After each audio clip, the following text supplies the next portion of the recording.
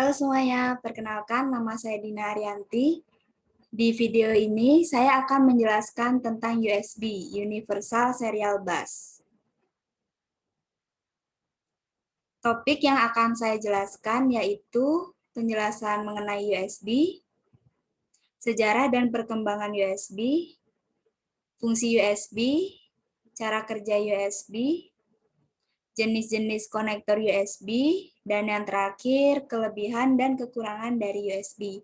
Yang pertama, saya akan menjelaskan tentang USB.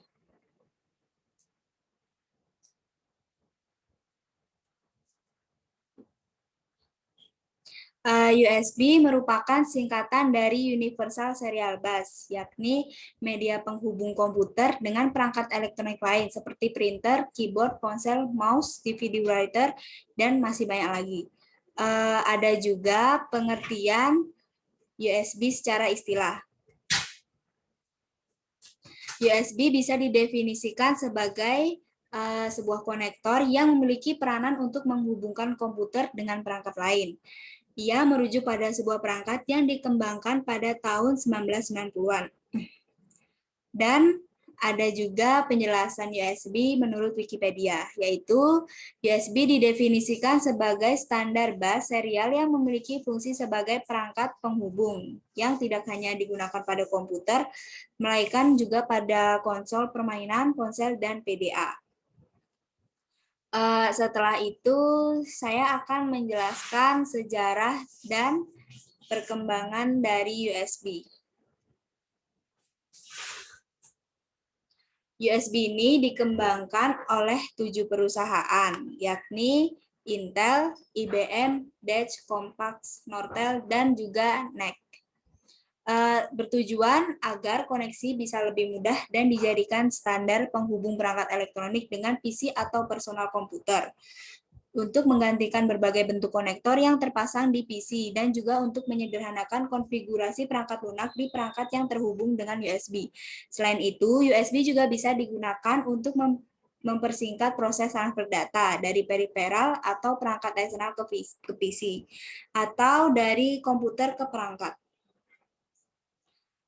Lalu setelah saya menjelaskan sejarah dari USB, ada perkembangan dari USB, yaitu USB yang pertama kali muncul ada USB 1.0 yang diperkenalkan pada tahun 1996 dan memiliki kecepatan transfer data sebesar 1,5 bit, dan USB tipe ini digunakan pada Windows 95 dan OS R 2.1.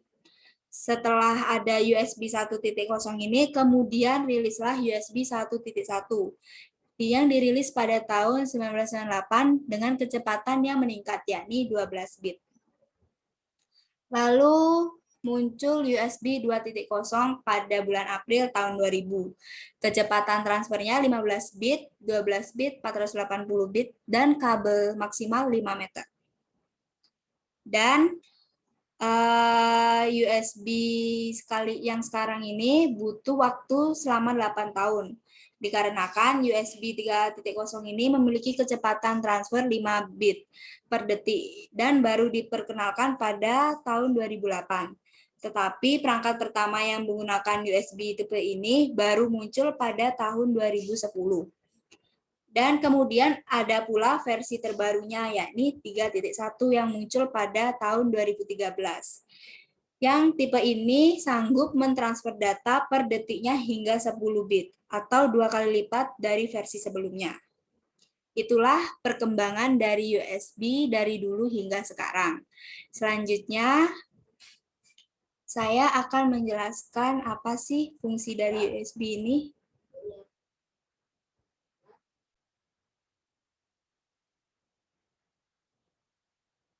Yaitu berfungsi yang pertama untuk memudahkan kita untuk menginstal. Yang kedua, memudahkan untuk menghubungkan ke komputer dengan keyboard. Lalu untuk menghubungkan komputer dengan penyimpanan eksternal, memindahkan data dengan cepat, dan bisa menghubungkan mouse dengan komputer, menghubungkan layar komputer lain. Setelah itu,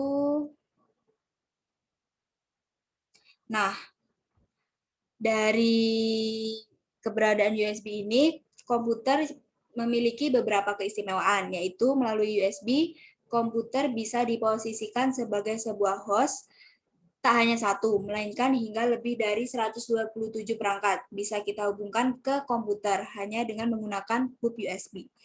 Komputer bisa kita hubungkan dengan perangkat tertentu melalui USB, di mana kabel USB yang kita gunakan bisa mencapai 5 meter. Bahkan dengan menambahkan perangkat hub USB, kabelnya bisa mencapai 30 meter. Komputer memiliki perangkat USB hot swappable atau perangkat keras dengan port USB yang sifatnya plug and play.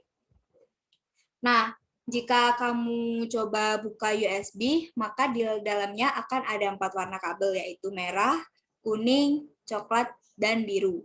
Kabel yang berwarna merah dan coklat ialah kabel dengan fungsi sebagai power atau arus listrik.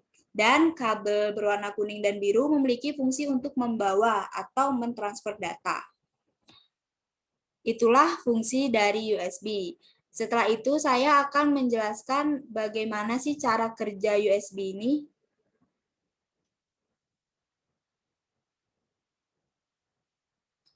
Nah, cara kerja USB ini menurut saya sangat sederhana. Jika kalian memasukkan flash disk ke dalam port USB, maka bisa sebenarnya Anda sudah melihat langsung cara kerja dari USB ini. Saat udah menancapkan perangkat yang terhubung ke USB, maka host akan mendata perangkat apa yang sedang terhubung, kemudian mempersiapkan memori untuk perangkat itu. Host nantinya akan mencari serta memilih tipe transfer data yang sesuai dengan perangkat yang tersambung tersebut. Interrupt untuk perangkat transfer data kecil seperti keyboard, mouse, dan juga boot. Untuk perangkat transfer data besar seperti printer, sedangkan isochronous digunakan untuk perangkat dengan transfer data dua arah seperti webcam dan juga speaker. Selanjutnya, kalian pasti belum tahu nih jenis-jenis USB itu apa saja. Nah, di sini aku mau ngejelasin jenis-jenisnya ada apa aja. Jadi, ada USB standar tipe A. Nah, untuk USB tipe ini kalian pasti udah nggak asing lagi. Karena USB ini merupakan salah satu dari sekian banyak tipe USB yang paling sering digunakan dan sangat mudah ditemukan di mana-mana. USB ini memiliki bentuk persegi dan cenderung lebar. USB tipe ini digunakan untuk menghubungkan peripheral seperti mouse dan keyboard ke komputer personal. Selain itu, USB ini memiliki fungsi sebagai alat transfer data dari smartphone. USB ini bisa dipakai di berbagai jenis port USB seperti 3.0, 2.0, hingga 1.1. Selanjutnya ada USB standar tipe B. USB ini berbeda dengan USB standar tipe A. USB ini biasanya digunakan untuk menghubungkan perangkat tambahan seperti printer dan scanner ke komputer atau laptop. Tidak hanya itu, hard drive eksternal juga dilengkapi dengan USB tipe B ini. USB tipe ini merupakan salah satu jenis USB yang tidak terlalu umum dan jarang digunakan. Untuk jenis selanjutnya ada mini USB. Kalian juga pasti udah nggak asing dengan mini USB ini karena mini USB ini umumnya digunakan pada berbagai mobile device seperti smartphone dan berfungsi untuk membantu pengisian daya baterai. Dan mini USB ini bisa digunakan untuk MP3 player serta beberapa kamera digital yang memiliki konektor dengan standar berbeda dari konektor pada umumnya. Namun, kini mini USB sudah jarang digunakan lagi karena penggunaan USB jenis ini sudah mulai berkurang sejak hadirnya micro USB. Selanjutnya ada micro USB tipe A. Dari berbagai jenis USB, micro USB merupakan salah satu jenis yang paling banyak digunakan saat ini. Micro USB dinilai sangat mobile friendly dibanding pendahulunya, yaitu mini USB.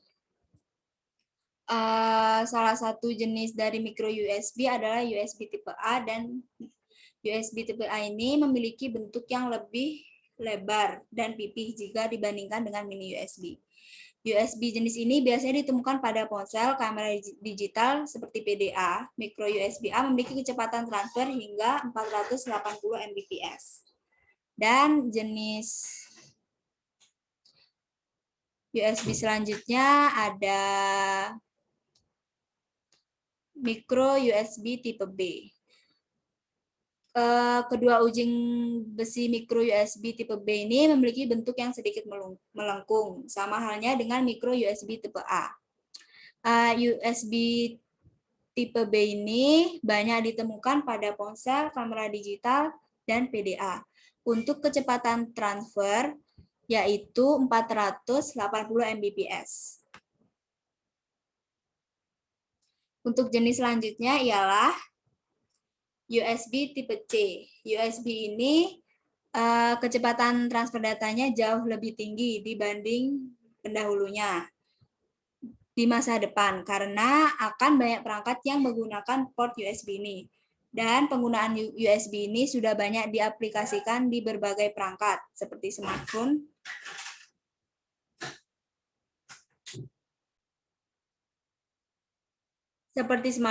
yang masih memakai port micro USB, tetapi untuk beberapa smartphone kelas menengah dan hampir semua smartphone kelas atas sudah menggunakan port USB tipe C ini.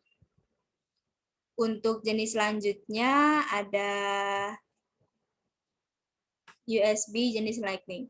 Bagi kalian pengguna produk Apple pasti udah nggak asing lagi sama USB Lightning ini, karena USB ini khusus untuk produk Apple, sehingga kompatibilitas dari USB ini sangat terbatas, yakni hanya bisa digunakan pada produk Apple yang diproduksi setelah bulan September 2012. Lightning USB sendiri memiliki fungsi yang sama dengan USB pada umumnya, yakni menghubungkan perangkat Apple seperti iPod, iPad, ataupun iPhone ke komputer, kamera, dan mengisi daya baterai. Setelah itu, ada yang terakhir yaitu USB on the go. Biasanya anak muda zaman sekarang bilangnya OTG biar lebih singkat. USB on the go ini memungkinkan penggunanya untuk membaca dan mentransfer data dari satu perangkat ke perangkat lainnya. Misalnya dari flash disk ke smartphone. USB on the go ini menjadikan smartphone sebagai host bagi flash disk yang terhubung, sehingga pengguna bisa membaca atau mentransfer file dari flash disk ke smartphone secara langsung tanpa menggunakan perantara PC ataupun laptop. Jadi menurut saya OTG ini sangat penting dan berguna dan memudahkan kita untuk mentransfer data dari handphone secara langsung. Setelah saya menjelaskan jenis-jenis, yang terakhir saya menjelaskan kelebihan dan kekurangan dari USB. Nah, yang pertama ini kelebihan dari USB ialah lebih mudah dipakai karena bisa mengonfigurasi otomatis sekaligus mendukung single interface pada beberapa perangkat. Lalu memiliki kecepatan tinggi yakni bisa melakukan komunikasi data sampai 200 bit. Yang ketiga, memiliki reliability tinggi, yakni bisa mendeteksi ketika terjadi kesalahan dalam pengiriman data, serta mengirim pemberitahuan supaya data bisa dikirimkan kembali. Dan yang keempat, hemat biaya, karena pemakaiannya secara luas dan jenis komponen diproduksi secara massal dalam jumlah banyak, untuk mengurangi biaya produksi, serta harganya lebih terjangkau. Dari beberapa kelebihan tersebut, USB ini juga memiliki kekurangan loh, yaitu bila dilihat dari panjang kabel maksimal yang bisa terhubung ke USB, yaitu hanya 5 meter saja. Bahkan untuk handycam atau webcam tidak bisa jauh dari komputernya. Begitu juga dengan modem yang tidak bisa jauh dari USB. Baik, selesai sudah saya menjelaskan tentang USB. Mohon maaf jika saya ada salah kata dan kurang jelasnya saya menjelaskan. Jika ada pertanyaan bisa komen pada kolom komentar. Sekian, terima kasih.